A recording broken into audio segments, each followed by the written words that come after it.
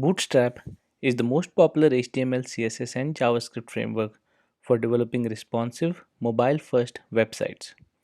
We will be using Bootstrap in our code to add some of the styles and features provided.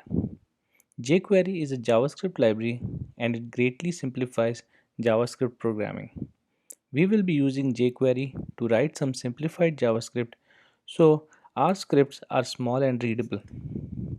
So let's start with adding Bootstrap CSS from CDN or Content Delivery Network. A content delivery network is a system of distributed servers that delivers web pages and other web content to a user based on the geographic location of the user, the origin of the web page, and a content delivery server. We use this just so that we don't have to host it on our servers, and these servers are fairly faster than my server, for example. The link tag defines a link between a document and an external resource and is mostly used to link to external style sheets. REL stands for relationship between current document and the linked document, which in this case is style sheet. And next, href is the URL to the CDN where Bootstrap CSS is hosted. Next, let's add the body tag. The body tag defines the document's body. The body element contains all the contents of an HTML document such as text, hyperlinks, images, tables, lists, and others.